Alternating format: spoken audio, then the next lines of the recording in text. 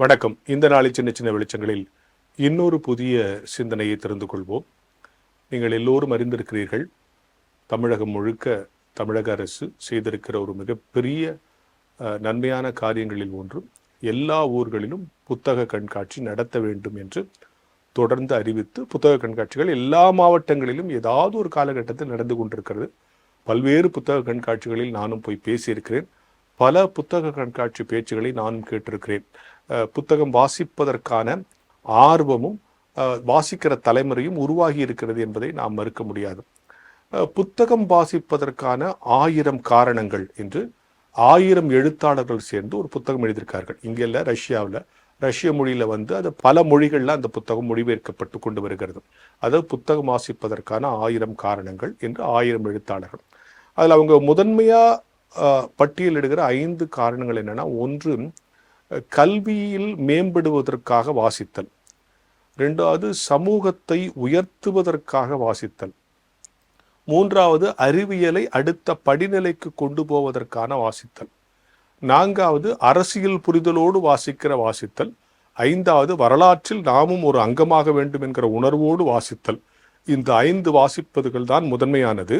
ஆனால் இவை எல்லாவற்றையும் விட வாசிக்கிற தலைமுறையை உருவாக்க வேண்டும் என்று சொன்னால், அவர்களுக்கு எடுத்துக்காட்டாக எல்லா குடும்பங்களும் வாசிக்கிற பழக்கத்தை முன்னுதாரணமாக கொண்டு வர வேண்டும். ஒவ்வொரு வீட்டிலும் நூலகம் இருக்க வேண்டும் என்றெல்லாம் அந்த புத்தகத்திலே சொல்லப்பட்டிருக்கிறது. இப்போ நான் புக் ஃபேரில் பேசிட்டு இறங்கினோன்னா வழக்கமாக எல்லாரும் கூட்டமாக பார்ப்பாங்கல்ல.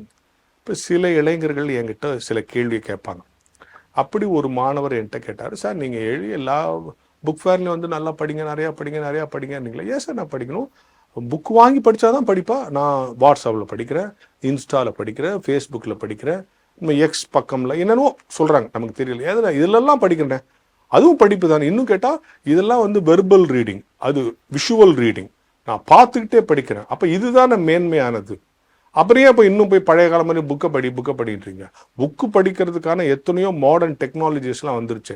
புக்கை நாங்கள் மெயிலில் படிச்சுக்கிறோம், நெட்டில் படிச்சுக்கிறோம். அதெல்லாம் சரி.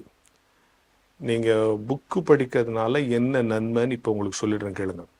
நீங்கள் வாட்ஸ்அப்பில் படிங்க, நெட்டில் படிங்க, ஆன்லைனில் படிங்க, எல்லாத்துலேயும் படிங்க. அந்த வசதியெல்லாம் அனுபவிங்க, வேணான்னு சொல்கிறேன். இவ்வளவு வந்த பிறகு ஏன் புத்தகத்தை கையில் எடுத்து வாசின்னு சொல்கிறோம்னு சொன்னால், விஷுவல் ரீடிங்க்கும் வெர்பல் ரீடிங்க்கும் ஒரு பேசிக் டிஃபரெண்ட் இருக்கு.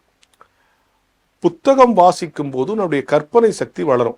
ஒன்று புரிஞ்சுங்க. இப்போ பொன்னியின் செல்வன் வருகிற வரைக்கும் வந்தியத்தேவன், எனக்கு ஒரு வந்தியத்தேவன், உங்களுக்கு ஒரு வந்தியத்தேவன். நான் படிக்கும்போது என் மனசுக்குள்ள எந்த வந்தியத்தேவனை கற்பனை படிக்கிறதோ அவர் தான் எனக்கு வந்தியத்தேவன்.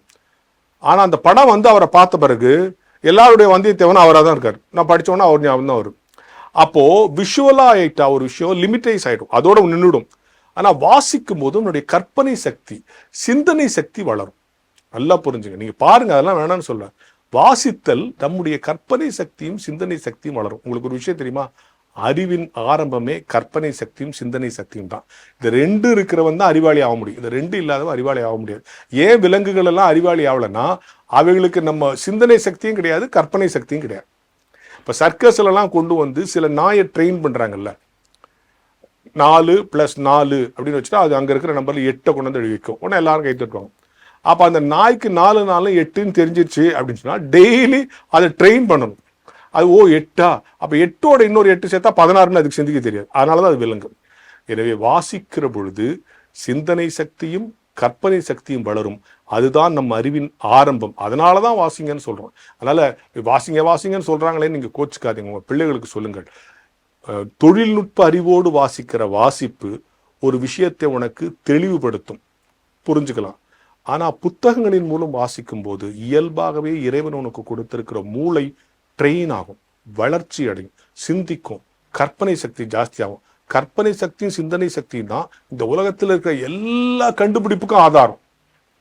எனவே புத்தகத்தை வாசிப்பது என்பது நம் புத்தியை கூர்மைப்படுத்திக் கொள்வது, மற்ற இடங்களில் வாசித்துக் கொள்வது என்பது நாம் ஜெயிப்பதற்கான பயிற்சி என்பதை புரிந்து கொண்டு புத்தகம் வாசிப்பதை ஒரு இயக்கமாக மாற்ற வேண்டும்.